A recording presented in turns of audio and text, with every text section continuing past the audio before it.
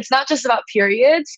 It's thinking about the high level of this is really about gender equality. And how you define gender equality is in these factors of education, healthcare, economic mobility, and representation in politics and decision making. That's how the UN, the World Health Organization, define gender equality. And period poverty and the stigma around periods creates a significant obstacle in every single one of those factors to achieving gender equality. Life is all about relationships. Lovers, family, body, or money. How satisfied you are can be completely explained by how you relate to things around you. This is Sophie Jaffe, and together with my husband, Dr. Nadya Jaffe, we are here to explore and teach you how to maximize your relationships and achieve a happier life. Let's get ignited. Hello, everybody, and welcome to this episode of the Ignited Relationship Podcast. I'm Nadya Jaffe. And I'm Sophie Jaffe. And we're so happy to be with you again here today. These have been trying times. These have been stressful times. And we hear from you guys, and you know, we're going to read a review here in a second, but we're so happy that we get to be here for you and have the important conversations. Sophie, maybe she'll get into this in the intro, but we were saying earlier, she just had enough of like mincing words and trying to be politically correct in this time. And it's, you know, we feel like it's time to show up, and hopefully we're doing that for you guys. And so with that, our review of the week is coming up, and I think I need a drum roll, right? Let me go find someone. Oh. Thank you very much for that. This comes from Lindsay Vining, Escape into Radical Transparency. I love this podcast with my whole heart and soul. Listening to Ignited has made my life a more honest and transformative place. The concept of radical transparency has really challenged my mind and my life.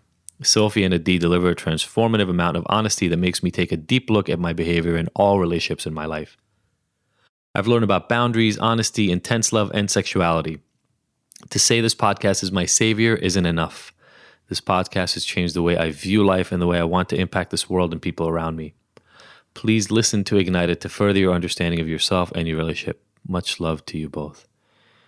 Aw, thank you, Lindsay. That was amazing. So amazing. Wow. I can't think of a better person to get our Philosophy and Ignited care package. And so please, as you've heard before, find us on IG, find us at info@ignited.com, get in touch with us ASAP, and let's do this. Let's get you some really amazing stuff. Yep. Yeah, just DM us. Anyone that leaves us a review that we read on air, you get a special care package from us. So give us a review wherever you listen to podcasts, and we will read it on air, hopefully, and then you get some free goodies. Whoop, whoop.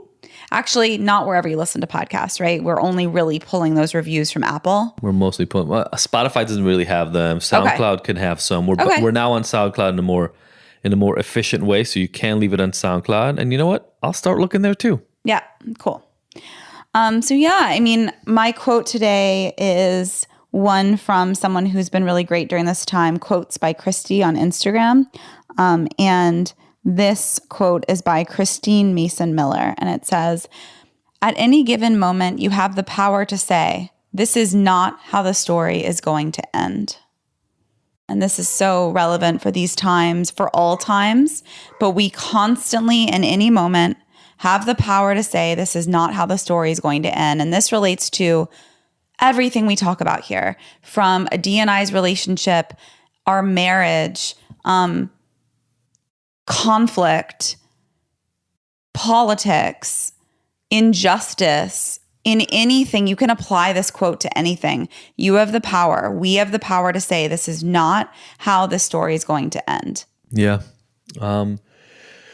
Man, in pretty much all the work that I do, people come in a really terrifying place, and they're trying to make this not the end of the story, right? And so what a powerful quote, and what a powerful moment in time to recognize it, from Corona to the Black Lives Matter movement to inequalities. You know, we're going to talk about still gender inequality and the stereotypical ways in which women have been treated for all of time that I know of, right? I mean, I hope that there have been times where matriarchy was understood in a different way, but we're going to talk about such a simple process technically today, right? Something that happens to every woman before menopause, and yet has created such incredible pain for women in the workforce, in the home. So much shame and stigmatization for centuries, if not millennia, around this topic. Yeah, and God, I just learned so much even in this episode, and I feel, it's interesting. It's like you notice yourself doing things. You notice yourself throughout time doing things. That I'm thinking specifically now about like having my period in my teenage years and even in my young adult years, and like hiding the tampon, like hiding it in my sleeve, and like going to the bathroom because, don't want anyone to see. Don't want anyone to see. Don't let the boys see. Don't let the people see that I'm bleeding. And it's so interesting that like things get passed down from what we learned behavior, and shame just gets learned in the body. And then we just keep doing it, even though we know that it's not the way that we should be showing up. There's nothing wrong. But did you know it, or did you just actually believe like, oh shit, No, I even felt stupid pretending like I cared. It was like, this is what girls do. You hide it. But you know me, I'm so open. Like I would hold it, like also like times I didn't care. But I'm just thinking about all the times I played that game and put my head down and walked to the bathroom like that. It's very similar to all the times in Black Lives Matters. Like this has come up several times of like my blind spots, obviously, but like things I didn't say, like things that I just allowed to happen, or in like situations where there's some bullying, for example. And you didn't speak up. And I didn't speak up, and like just letting things just happen. And that's where like you get to change the story. That's why I liked that quote. It's like, I knew that my feed wasn't diversified. I knew that. Like maybe it wasn't conscious, but I knew that I had a lot of white faces on my feed. Now that it's so beautifully all the colors of the, like now that it's so diversified, I'm like, how did I ever live? Like now that I can open up Instagram and I see all these beautiful faces and wellness creators and content creators and designers, and it only took like 2 weeks to get there. Yeah. And now I'm like, how did I live any other way? It's really interesting just to be alive right now and to be conscious, and how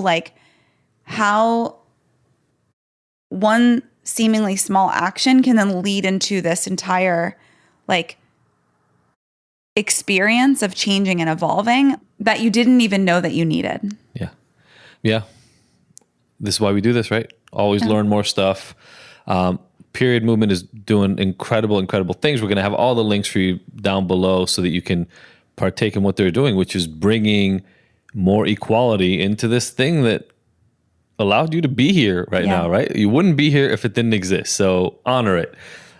So excited. This woman's so young, doing so magical badass. stuff. She's badass. It's crazy. I wish I was her when I was 23. Yeah. I was getting ready to be arrested 2 years later. So not quite in the same place. You've got like a generation on me. I love it. Love this conversation. It was so enlightening. Can't wait for you to check it out. See you on the flip side. Bye.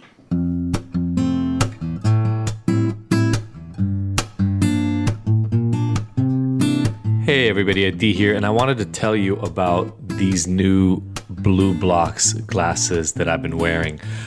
If you're on any of our chats, you might have actually literally seen me wear them, because the ones I wear have these yellow lenses. And I gotta tell you, I've tried other BLUblox glasses before, and they felt okay, right? I felt a little bit of a shift in the way that the screens that I'm staring at every single day affected me. But then I heard about BLUblox, and these guys really went to task. We just interviewed their founder. He's an amazing guy who really wanted to understand, how does light affect vision? And I'm like the science guy here. So I wanted to tell you that there's nothing I put on. So they have BLUblox has 3 different levels of their lenses. Blue light, which are kind of like the ones you see a lot of people wear around. They're clear and help with the blue light coming in from screens. My favorites are the summer glow lenses. They're yellow lenses, and I swear I put these things on during the day, and I can actually feel my anxiety go down. And that's what they're meant for. It's like the combination of color therapy and blue light blocking at the same time. And then on top of those, they created the Sleep Plus lens that is almost like a reddish orange. It blocks out almost all of the blue light that's coming your way. And so it's really, really great right before sleep. But here's the thing. These are amazing glasses that have actually been tested to block out the right frequencies of blue light. So if you're like me, especially during this time when we're staring at screens and Zoom and meetings and everything is happening online, you want to get these glasses because I feel it. Literally, my sleep is better. My anxiety throughout the day is better when I put these things on. They're amazing. And we got you guys a special code. If you use the code IGNITED, just capital IGNTD, you'll get not only free shipping, but also 15% off. And these things are coming all the way from Australia. So you know you want to save on that shipping. All right, guys, check these out. They're amazing. This is the only company that actually backs their blue light blocking by scientific evidence that the right frequencies are being blocked. It's going to help change your life. All right, everybody, welcome back to the conversation piece for today. We've got Nadya Okamoto with us here. And Nadya, you know, when I was looking at everything you've done up to this point, it's so much incredible work for somebody who's really incredibly young also. So kudos on that, and we'll get to how you got here quickly. But you know, I know a lot of the work you do is around women's issues, menstruation, periods, right? That's the organization that you've put up that I want you to talk and introduce everybody to here in a second, is about that. And I'm going to draw a few parallels on the front end and then kind of want to see your thoughts on this, right? Discrimination against women is still present and historically was rampant, partially because of something you are out here trying to change, which is women's menstruation and hormonal cycles and, you know, pregnancies, et cetera, et cetera.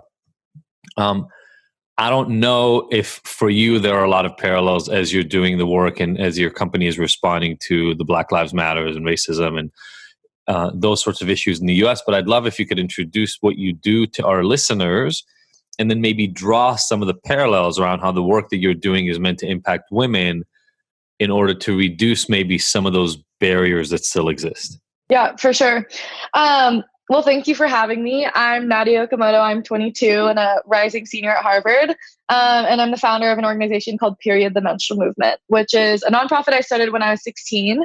And we're fighting to end period poverty through service, education, and advocacy. So we distribute products to people in need. We're trying to change the way people think, talk, and learn about periods through education. And we're fighting for systemic changes towards menstrual equity as well, right? So actively advocating for and passing legislation around freely accessible period products in schools, shelters, and prisons, and taking down the tampon tax. And the tampon tax is a sales tax on period products, considering them non-essential goods in 30 remaining states. Meanwhile, products like Rogaine, Viagra, and penile pumps are considered essential goods, right? So we're doing a lot of work around that. You're saying penis pumps are not as essential as tampons for women.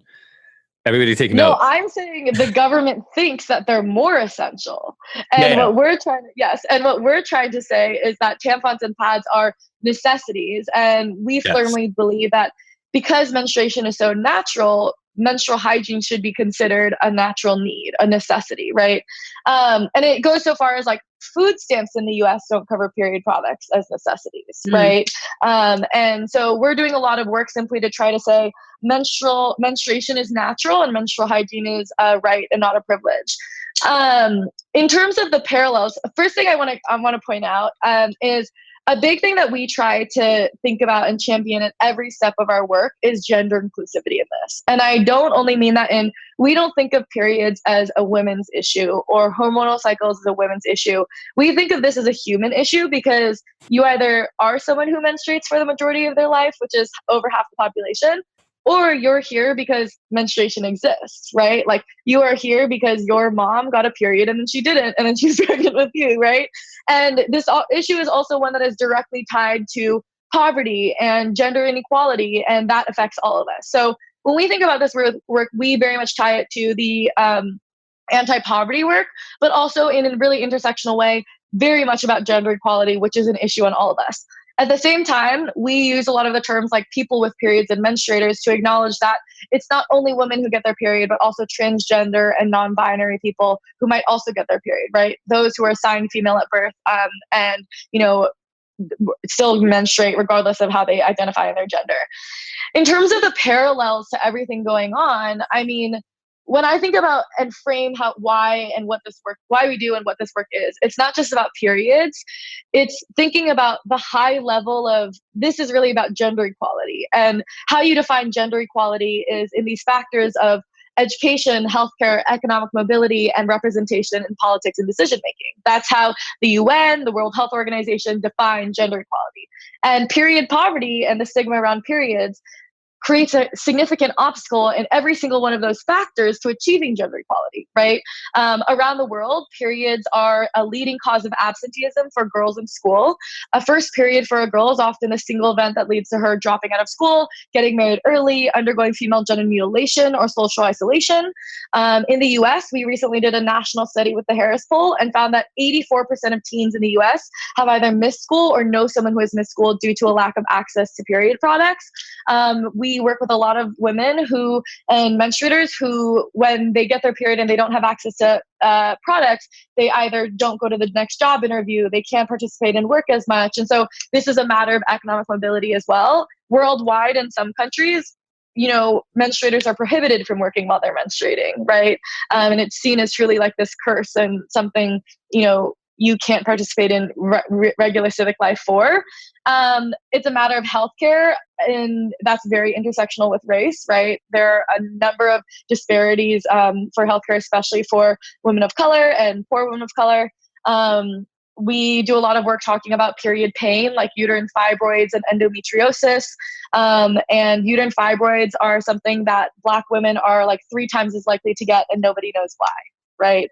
And it links to kind of how, Black women are also more likely to be recommended to get a hysterectomy. Right. So it's kind of this like egged on sterilization of Black women still today in our country. Right. And then lastly, in representation in politics and decision making, throughout history, periods have been a reason for why women can't hold high positions of power or be elected to office. Right. 2016. Multiple articles were written and jokes were said about how Hillary Clinton couldn't be president because she'd be menstruating 25% of the time and her judgment would be off. When in reality, Hillary Clinton was about a decade too old to get her period.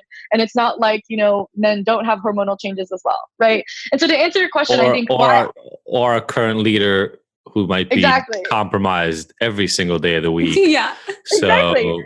We have to answer your question, like for us, like this work is not about periods. For us, this work is around period poverty and stigma being an obstacle to achieving every factor of gender equality, right? And I think that's what keeps me going, and that's why I think we've been able to build this movement by sharing with people that, like, if you care about gender equality, then you have to be a period warrior. I love it. Beautiful. So many questions came up. So I don't really know where to start. I'm just going to kind of get going, but I've got a bunch of questions. Is that cool? Yes. So obviously you talked a lot about people with periods. I know that in the news right now is the whole kind of J.K. Rowling statement around gendered women and sex and the role of that. It sounds like, first of all, in your work in general, you try to get people to take their mind off of the fact that, well, yes, it's more than half of the population that for a long period of their life menstruate. But even during that time, it affects everybody around them, right? As you mentioned, not only was I born because my mom could have periods and therefore, had eggs that meant that she could have me, but I'm married to a woman who still meant, like, right, we're all in this together sort of idea. What is your sense on, because I do feel like, I don't know if I want to call it political correctness, and I think language matters a ton. Yeah. But we get so caught up sometimes in sort of shaming and therefore missing maybe opportunities to educate people about these issues around words. Yeah. And I wonder, because it seems like your stance is, pretty almost, I don't know, I want to call it almost libertarian in the sense in this equality equation. And so I'm wondering what your reaction was when you heard of that story and how that relates to the work that you're doing, talking about this gender equality. Okay, so I mean, this is a much bigger question on like political correctness, right? Of like, what do I think about political correctness? And I think about this a lot of like in 2016, I think I went to a convention called Politicon, and I saw this debate between Ann Coulter and Van Jones about political correctness. And I will never forget that Van Jones said, and I was always very skeptical of political correctness. I'm like, there's cancel culture that's like, you said the wrong word and I'm going to cancel you and disrespect you. But Van Jones said something that I think about a lot, which is political correctness is sort of a synonym to civility. And when you have different people who have such different views about gender and identity, things that are so personal and can be so traumatizing for people, you need a leveled playing field to have language so that people feel respected and included in that conversation, right? Yes. J.K. Rowling's comments are a really good example of this. She posted literally about menstruation, and she said, quote unquote, people who menstruate, and she said something like, come on, I bet there's a nickname for that. And she made fun of people who are not identifying as women and menstruate. And I think that was a really good way of showing of you have to have language to be inclusive of all experiences so people don't feel disrespected, like their identity is literally a joke to you, right? 100%. So my question is this: there's an evolution to this, though, right? Yeah. We start at, actually, I was going to say we start at one point, but we don't. We start at multiple points based on history and culture and indoctrination, etc. So there are, I don't know, pick your number. I'll pick 50 as a number. Let's say there are 50 starting points, and we're trying to get to a more equalized, more respectful, more neutral, maybe, in order to not kind of exacerbate emotional triggers and things like that. We're trying to get to that point. My question is, how do we get there if every time that you step over a line, you get hit with a bat over your head, instead of a bunch of people saying, hey, just FYI, I know you were trying to make a joke right there. Oh, yeah, yeah. But that's not a joke to those of us who identify as those terms you're making fun of. Yeah. I mean, I think that this is the whole idea of like, you know, we think about our work as really falling into these three pillars of service, education, and advocacy. And for me, I really think of education as like the cultural change necessary to make systemic change, right? Like, I think for us, it's thinking constantly about how do we create spaces and communities where there are no dumb questions and people can ask questions. And you know, we have this global conference every 2 years where our gender inclusivity panel is always one of the ones where everyone has these questions, because like it's confusing for a lot of people, right? Society ingrains in our heads that gender is binary and sex is so tied to your genitalia. And so much of what we try to do is create spaces like with our chapter model, right? So we have registered over 800 chapters in all 50 states and 40 countries. Wow. And so much of our work with building this community is saying we are intentionally trying to create spaces where you can come in and just approach it humbly and learn and be curious to learn, right? And I think that starts with our leadership of like me and our executive team. I walk into every room and wake up every day not feeling like I have the answers, no matter how many speeches I will give or the books I will write. Like, I constantly approach it as like, I have so much to learn. And I think I've been, you know, even held accountable this week around, you know, making sure that this movement is more inclusive, because I think that by leading in a way of, I don't have all the answers, you don't have all the answers, and let's learn together is like our philosophy on how we create that cultural change. I completely agree. 100%. I've been like, you know, we're in this current climate. I've been in it, you know, morning till night with friends from my hometown, all the way to people in my wellness community, white friends with privilege, which is all of them. And, you know, at the end of the day, no matter who you're having a conversation with, we all have something to learn.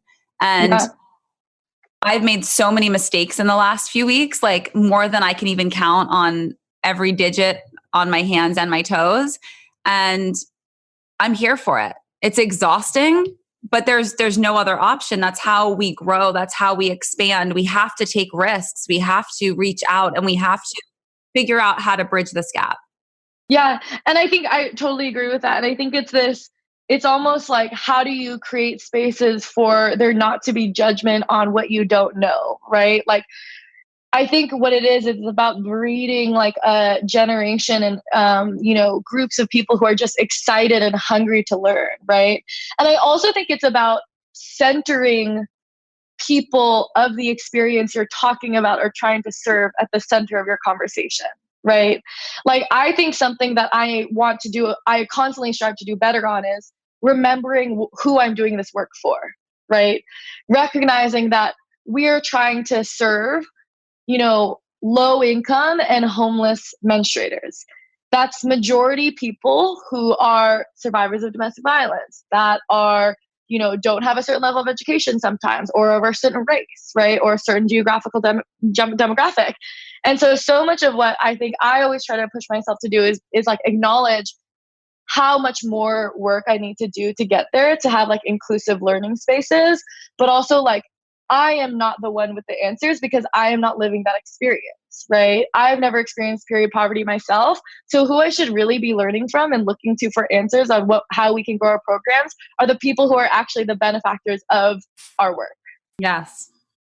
Yeah. And that's very much my critique on government, which is like, you are elected to do the work for constituents. So who's in the room to be a part of those discussions? Your constituents, right? Similarly with like, part of my work over the last few years is I was chief brand officer at a Gen Z consulting firm.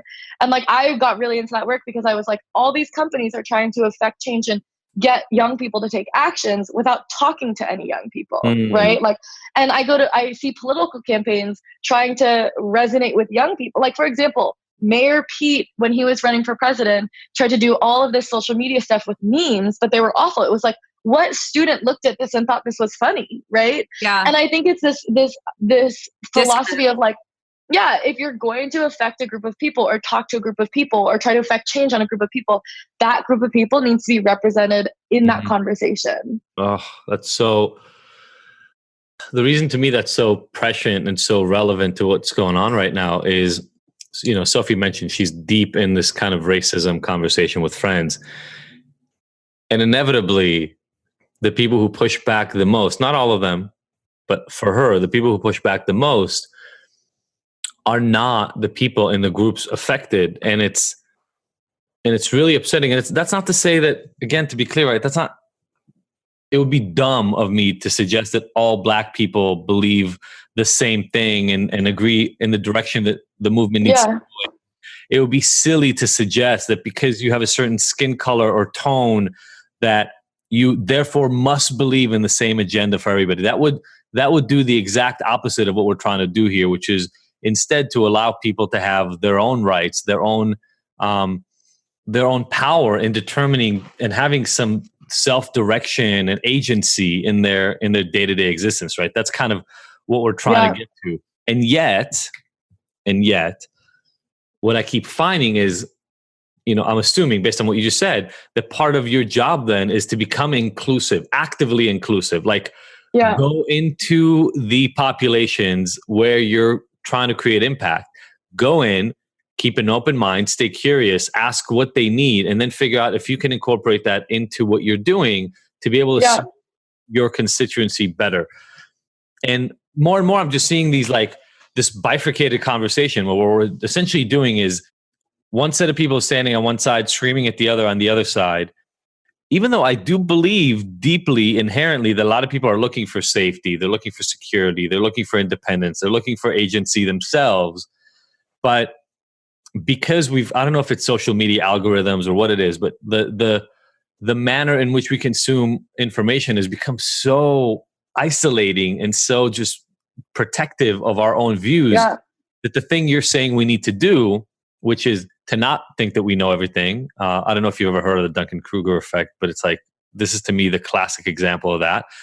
What I know is fine. My job is to go learn about all the things I don't know so I can make more informed decisions. Exactly. Yeah. And I think to your point, it's also like, in addition to going into communities and asking what they need, it's like, do your homework yourself first, right? Like, I think that's a big conversation right now too, of like, this whole learning experience does not mean like, go talk to your Black friend and ask them about their living experience. It's like, go read the books and go learn as much as you can from your own research, because it is not someone else's responsibility to do your homework for you. Right.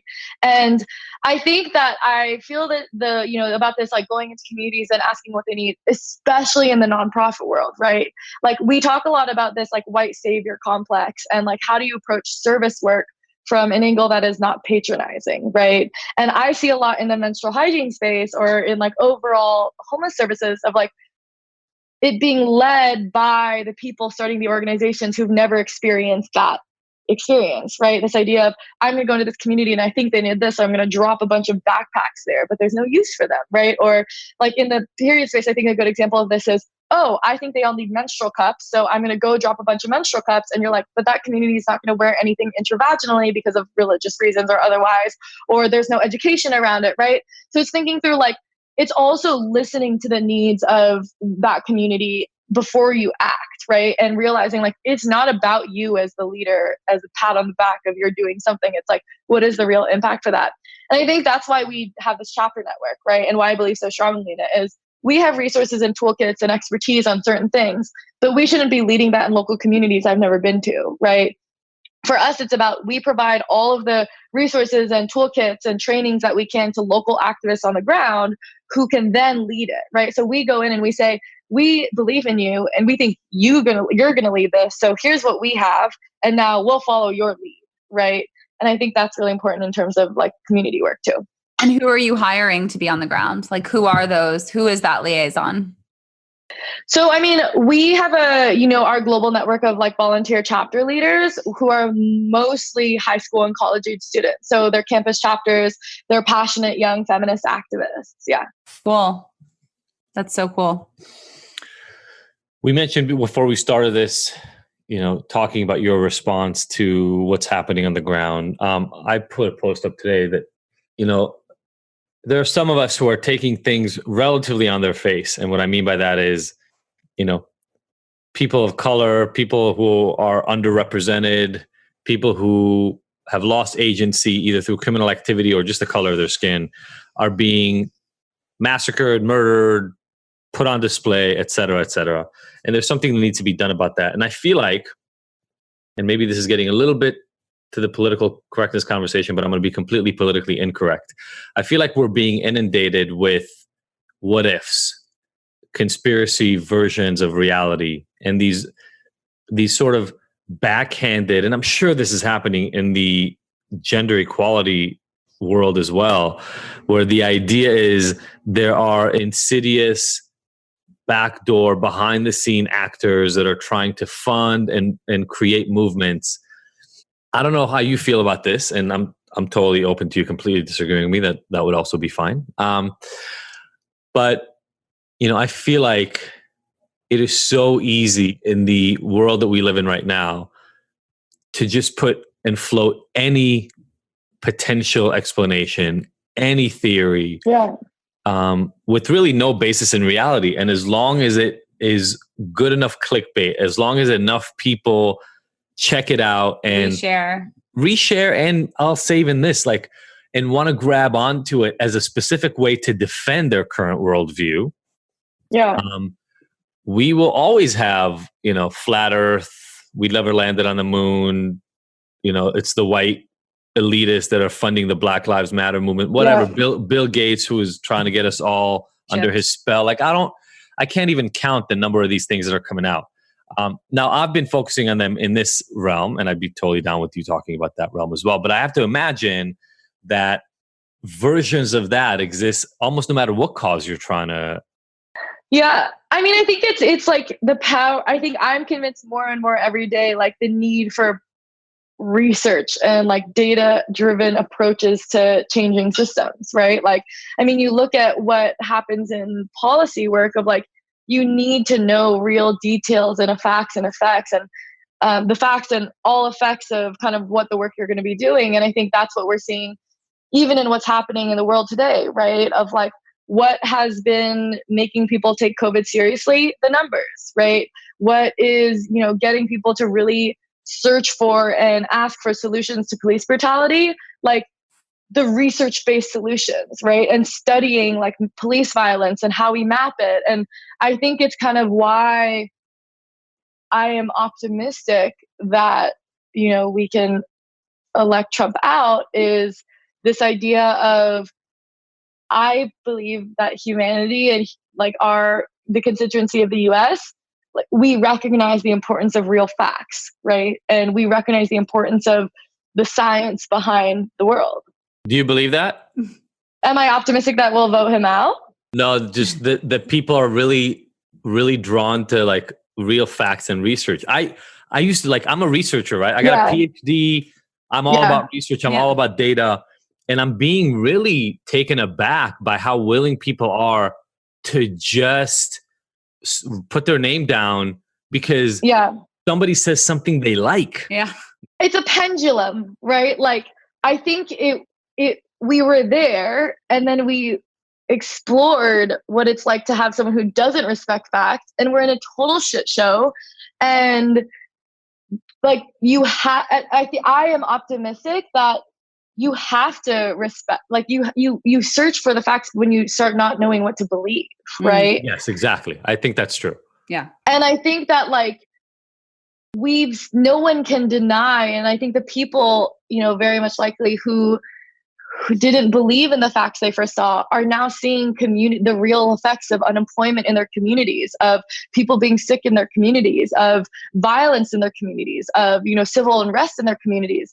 And so I think that we all inherently have this curiosity and hunger for truth, right? And yes, there is different understandings of what truth is and what counts as truth. But I think that at this point, we swung on this pendulum so far this way away from real facts and research-based solutions, it completely backfired. And I think it swings the other way, right? Like, at Harvard, in my freshman year, I took this class on presidential elections where we studied every presidential election since the 1860 or something like that. And one of the big things we always talked about is that, like, presidential elections are this pendulum, right? And one of the terrifying things of going to a Biden is that maybe we swing back this way, right? And the idea of how do we either stop that pendulum or make it not so polarized and swinging so heavily. Right? Yeah. I'm from Israel, and so we have our own issues with politics and equality and things of that nature. So I don't want to undermine that because it's always there and it's always present.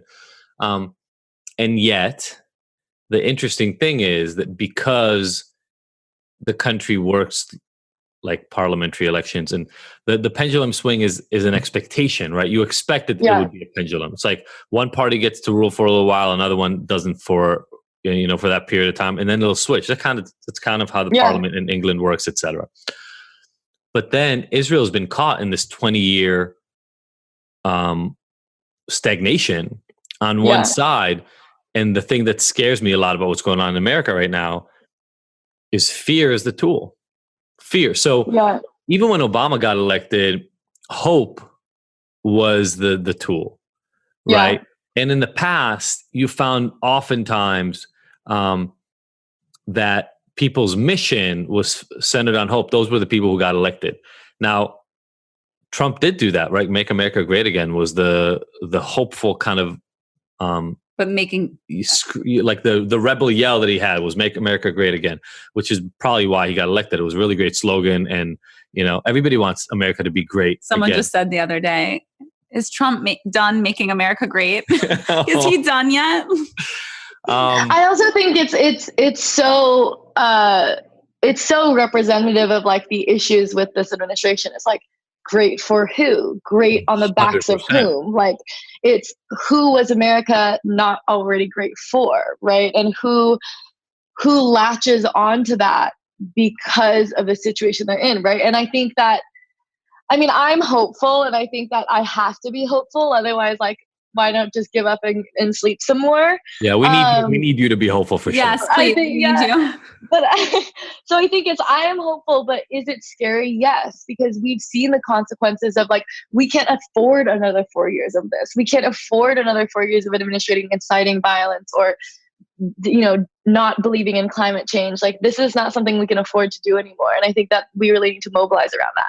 But then again, it's like, okay, what is the result of what's happening in the world and media? We haven't heard from Biden in months, right? Like, where is Biden in all of this? And can he string together eloquent sentences anymore? Who knows? Yeah, it's my fear is kind of like when Obama was speaking about yes, we can. He was primarily maybe speaking to the disenfranchised, and there was this huge swell of support. But hope is not the only thing that's going to get it done. You know that better than probably all of us here. You're trying to help an incredibly disenfranchised group of people that actually doesn't have a voice. They barely even know that they're allowed to ask for the things that you're giving them.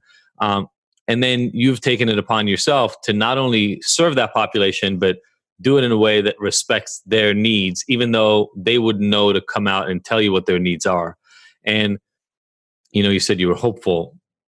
And I want to be hopeful. I want us to believe that at our core, we all know that the job is to do good, but there's built-in bias. You talked about right versus privilege, and I wrote down right versus privilege versus duty, and those are different forces. And what I've realized, because for me, healthcare and mental health has been a huge push. But what people believe are rights, what people believe are privileges, and definitely what people believe are their duties vary so much based on history and standing in the community and socioeconomic status, et cetera, et cetera.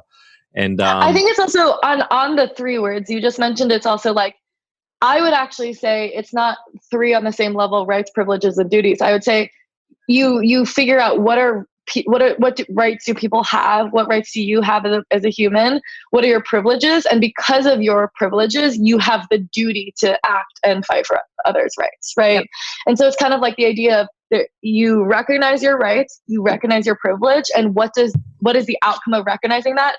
Understanding your responsibility. Like, I think I recognize my privilege more and more every day of like, even though my family has experienced housing instability and we've experienced domestic violence and sexual abuse in my family and we've gone through all this stuff, like, I've never had to experience period poverty. I've never had to live on the streets. Like, I've always had a roof over my head. I've always had access to education. I have an inherent privilege, even as a person of color. I have an inherent privilege as an Asian American, right? And I think by recognizing the rights that I believe I have and the rights that I believe other people have, and recognizing the inherent privileges I have, that educates what my duties are in my work or in my life. Yeah, I have this quote that you said, in realizing how privileged we are to have a space where our voices are heard, especially in a world where many feel silenced. I hope that people recognize the importance of cultivating their passion into a profession that benefits and empowers others. I love that. I'd love to unpack that with you. I think that's exactly where we are right now in conversation. Yeah.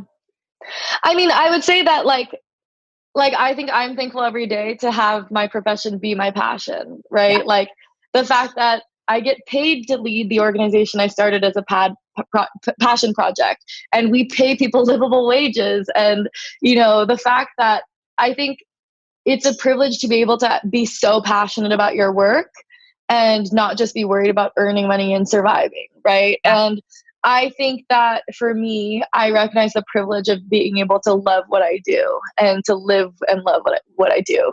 And yeah, I think my hope for everyone who has the opportunity to explore their passions or to really delve into what duties they have to reconcile their privilege, whether that be through business, through politics, through advocacy, through activism. Like, I think that for me, that's always my hope for younger people I meet, like on speaking tours. Like, I hope you find something you're so passionate about, and I hope it turns into your career.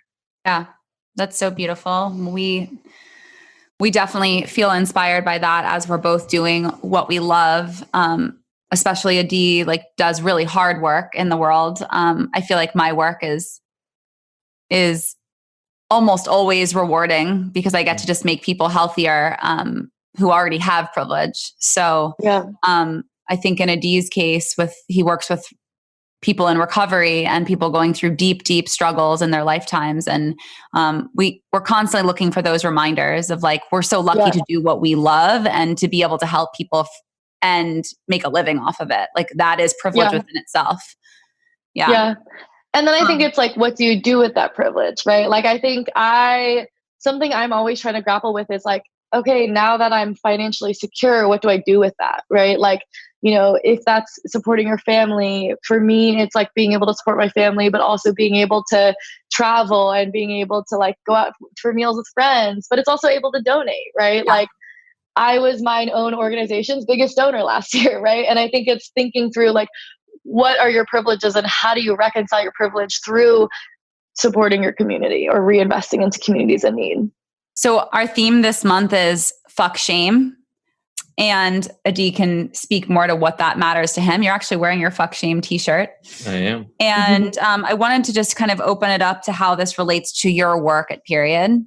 I mean, absolutely. I mean, our work is centered on saying this is ridiculous. Why are periods associated with shame, right? Like the word taboo, meaning like untouchable subject or anything, literally comes from the Polynesian root tapua, which means menstruation, right? Wow. And like this period stigma is literally based off of silencing and shaming menstruators to think that this beautiful, powerful, bodily, natural function is something to be embarrassed about. Like the example I always use when I speak is like, raise your hand if you've ever stuck a tampon up your sleeve, right? And like the amount of people who are like, yeah, I've done that. And you're like, no one told you to hide your period product when you go to the bathroom. But we were conditioned to think that this little wad of cotton with like a little string at the end is such a source of shame, you hide it at all costs, right? And I think that so much of what we're trying to do is literally say, fuck that shame, right? And say, we are going to trying to completely dismantle the stigma around periods and to try to embrace the power of what this bodily function is. But also, like, I'm not saying menstruation is magical. I'm literally saying it's natural and it's humanly and it's a powerful process. And so I would say that's a huge part of my work. I think also, like, I'm very open about my experience with being a survivor of sexual assault and sexual abuse. I grew up with sex abuse in my family with my dad. And that was a huge source of shame for me for a long time, from a shame I felt about my body to the shame I felt about my voice. And I think so much of what drives me in this work is like the amount of shame that specifically women and young women and girls feel in our society because of who they are, how society has portrayed and told them what their voice is worth, what their body is worth, and who their voice and body is for, right? I think so much of this work is creating platforms and opportunities for people to reclaim their voice and bodies for themselves. It's beautiful. I see so many parallels, literally just as you're talking about, between that work and the race-based work that's sort of starting to rise up again in this country. Do you have any ideas you could share with our listeners or to someone who may want to start a movement of their own?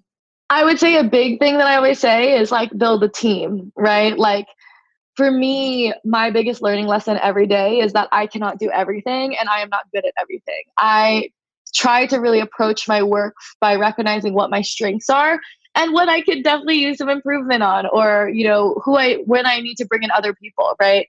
I think this is as simple as when I start a new company or when I start a new thing, I'm like, okay, I know I'm not good at ops. I know I'm not good at budgets and finance. So I'm going to go find an operations director or an operations partner, right?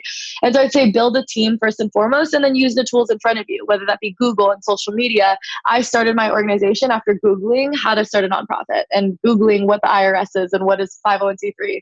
I ran for office when I was 19 after Googling what does it take to run for office. I wrote a book and published with Simon & Schuster after I Googled what is a book proposal, and I looked at wiki answers on what a book proposal looked like, right? Like everything I've done was using the tools in front of me and the network in front of me. And I think that that's something I think people sometimes take for granted, is like, it is a privilege in and of itself to have internet access, to have access to social media, to have constant access to a platform where you can share your voice. So go use it. So beautiful. That's amazing. And then, look, the access to those tools is somewhat democratized, but yet let's remember that it's not, for those of us checking out our podcast right now on our podcast app on your iPhone. Let's be clear, that's a privilege in its own right. Yeah. And that's a thing, and I don't want to get us into an incredibly deep discussion on this, but I feel like, unfortunately, some people feel like their role, because they have privilege, is to protect their duty, is to protect that privilege. Yeah. And I think that's why we get stuck sometimes, is you you confuse some people confuse privilege with right, I feel like. Very much so. And therefore spend their whole life protecting their privilege as if it's their right. Yep. Yeah, totally. I totally agree. We have 5 questions we ask all our guests. Yes. The first one is, what is the best advice you've ever received? I would say like, fuck the haters. Like, I think that I received a lot of advice, and I would say that one is the one I always try to like whisper to myself, because like the nature of advocacy work is that you are fighting the status quo. So it is part of my job to get pushback. It is part of my job to grow something that people aren't going to agree with. And it sucks because I'm much more insecure than I think people think I am. But I think that advice of trying to remember why I do this work and what my work means to me is what keeps me sane. Love it. Thank you for inspiring us to remember today as we're feeling pretty battered down. Once you find a platform you care about, you become much more extroverted than you ever knew you could be. Oh, 100%. What is one of the proudest moments to date? National Period Day. We hosted the first ever National Period Day last October, and we mobilized 61 rallies in all 50 states and 5 countries in one day. Oh. And that was my proudest accomplishment, because I started this organization when people would laugh at me in my face about getting involved with period work. And when I felt nervous myself about talking about periods, and to be able to see that we could mobilize in every state with hundreds of people at some of our rallies was just like a dream come true. And I'm really excited for National Period Day 2020. Woohoo! Awesome. What day is that? October 10th, which is one day before International Day of the Girl. Oh, cool. That's our one day before our anniversary. Ooh. What has been your hardest moment? I would say my hardest moment was probably losing contact with my dad. I lost contact with my dad when I was 17, and I really didn't understand it because, you know, when you grow up with abuse or, you know, sexual violence, like you think that that's normal. And I think for me, it was a hard moment, not just because of losing someone that I felt was meant to protect me, but was actually hurting me, but also it was hard because it made me rethink my understanding of everything, right? Of if this something is normal is deemed, you know, incredibly abusive, what other parts of my relationship or life am I not understanding, right?